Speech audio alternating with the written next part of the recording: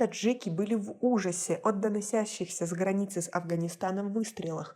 Досмотрите это видео до конца, и вы узнаете, какое массовое происшествие талибов произошло рядом с границей Таджикистана. Подписывайтесь на наши обновления, чтобы всегда оставаться в курсе событий.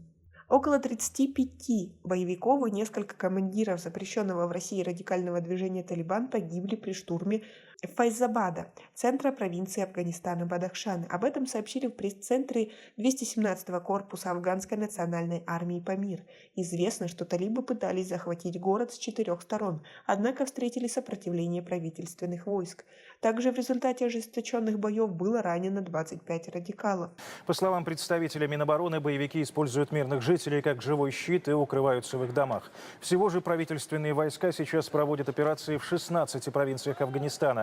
Кроме того, сотрудникам сил национальной обороны и безопасности удалось отразить атаки на Куран, на Мунджан, расположенный в Бадахшане. Талибы ставят контроль над уездом в приоритет, так как в нем находится крупнейшее в мире месторождение лазурита. При отражении атак на уезд убиты 12 террористов, еще 8 ранены, подчеркнули в пресс-центре. В соседнем с Бадахшаном провинции Кундуз в результате авиаударов убиты 47 талибов, в том числе один из их ключевых командиров Хатьяр. Почти 40 боевиков были ранены.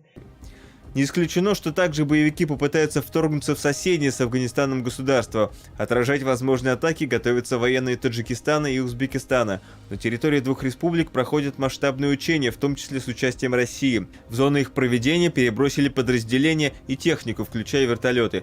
Как вы относитесь к такой ситуации вблизи Таджикистана? Свои ответы напишите нам, пожалуйста, в комментарии. По словам жителей, граничащих с Афганистаном районов Таджикистана, радикалы в основном не пугают их и не доставляют неудобств. Конечно же, слышны выстрелы, и иногда они пугают. Жизнь в населенных пунктах идет своим чередом, и при этом таджикистанцы продолжают контактировать с афганцами. А как вы относитесь ко всей этой ситуации? Свои ответы напишите нам, пожалуйста, в комментарии. У нас пока на этом все. Оцените наше видео подпиской и лайком. До скорой встречи!